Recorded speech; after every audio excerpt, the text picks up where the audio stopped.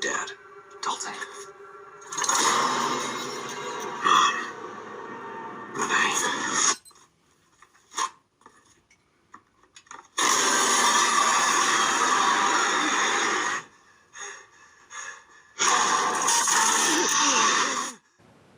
Hello everybody, welcome back to Screenstars. I'm here today to bring you my review for the 2023 horror sequel, Insidious, The Red Door. The film is directed by Patrick Wilson, and I do believe this is the first directorial film for him, so it's his debut.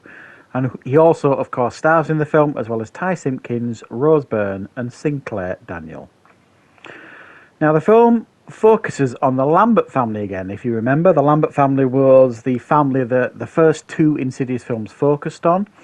This is the fifth film in the franchise now. Insidious 3 and 4 kind of went on a different track, focused on different stories, but we are back now with the Lambert family. And 10 years have passed since the events at the end of Insidious 2. So essentially, if you remember, and it does show you very early on, right at the beginning of this film, that both Patrick Wilson's character and Ty Simpkins' character are kind of put under a bit of a trance, and they're made to forget to kind of project themselves and go into the further and forget the events of what's happened when he was in a coma, the son, and Patrick Wilson trying to kill the family and all that kind of stuff. So 10 years have passed. He is now separated from his family, Patrick Wilson, because he's just grown further and further apart from them. His memory started to get all foggy, and his son he has grown distant from, Dalton. Now Dalton is going to college, so he ends up driving him there to college. They have a bit of a falling out. He's a talented artist, Dalton, and in one of his classes he's asked to kind of dig deep into himself to find the truth of his art and all this kind of stuff. And while he does that, it triggers something in him and his father, and they are both reconnected to the further, and it becomes then a race against time for them to both figure out and understand what is happening to them in order to protect them and their family. Right. What are my thoughts on Insidious, The Red Door? I'm a big fan of the Insidious franchise. Well, when I say that, I'm a big fan of the first two. I'll be honest, I haven't seen the final two yet. I think I did a double film review for Insidious 1 and 2 a couple of years ago, or maybe even last year. And I did say at that review, you know, I'm going to watch the third and fourth one and do reviews for them, and I just never got around to it. So I'm definitely, after watching this, I'm going to do a watch and review the third and the fourth one. I know they're not related to this in the sense of, you know, the events, but I'm definitely still going to do that.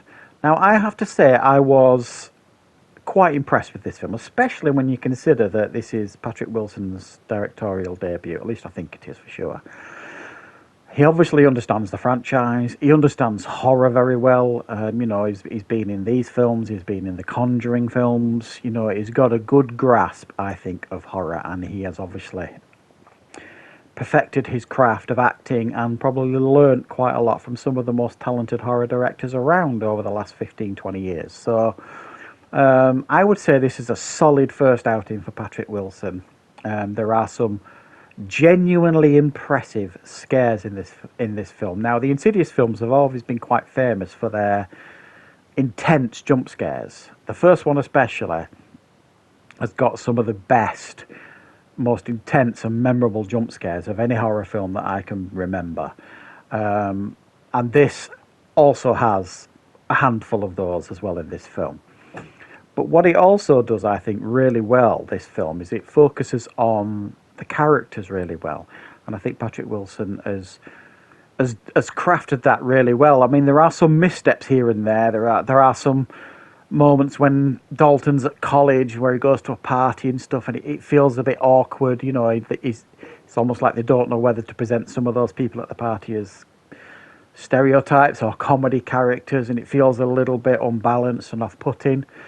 The film is at its strongest when it focuses essentially on the characters, and this time, because it's not a family, because they've kind of grown apart, it focuses on them as individuals. It focuses on Patrick Wilson trying to understand what's happened to him, kind of understand why his father left him when he was young, why is he foggy, why can't he remember some things, why aren't things, you know, if he just doesn't feel right. So it focuses on him, and also on Dalton, discovering the further.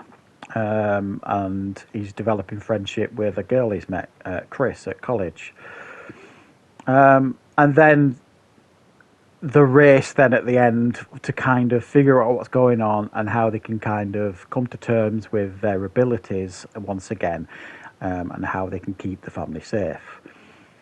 Another issue, I suppose, with the film, and this you could see this sometimes as a positive and a negative, certainly for me, is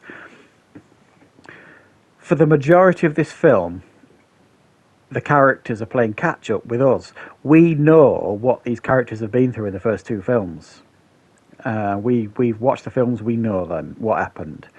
For the biggest part of this film, a big chunk of this film, 3/4 of it, they have no memory of what the events of the first two films. So they're kind of playing catch up and learning what happened in the events of those two films, or learning that they have these abilities. So it's sometimes it feels like it's retreading old ground that we had in the first film. It's just that the characters are more mature now. So you're getting a different dynamic, whereas Dalton was a very vulnerable and helpless child in the first film.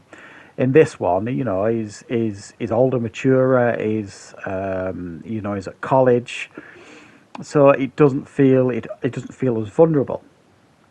But it's not a detrimental to the film as such. It just almost feels like you're watching it and kind of like, yeah, we know all this. Come on, move on, and let's get these characters up to speed. But for the most part, I enjoyed my time with this film. I thought it was a very good addition to the first two films. So if you never wanted to like watch Insidious 3 and 4, and you just like the first two, and then you watch this, you could just add this to the end of them two, and you've got a trilogy of films there that all work really well together. It's got familiar characters that you know and understand. And each of those films kind of stands out with genuine scares, some impressive jump scares, and likeable characters that we can relate to. And I think the Insidious franchise has always been really, really good at doing that. So, yeah, I mean, if you are a fan of the Insidious films, you're definitely not going to be massively disappointed with this one. I think if you've never seen the Insidious films, I would strongly recommend you obviously start with the first one, because this is a good addition to the franchise. Is it a film that, I think it's been quite a strong film this year for horror entries. Is it a film that's going to kind of stand out at the end of the year as one of the strongest horror entries? Maybe not, no. But as horror sequels go, this is certainly a well-made one, and for me, a film that sits perfectly with the other two, the first two films anyway. So thanks for watching, guys. I hope you enjoyed the review. If you did, please like the video. If you're new to the channel, please subscribe, and of course, don't forget, I will be back with plenty more reviews and content on the channel very, very soon.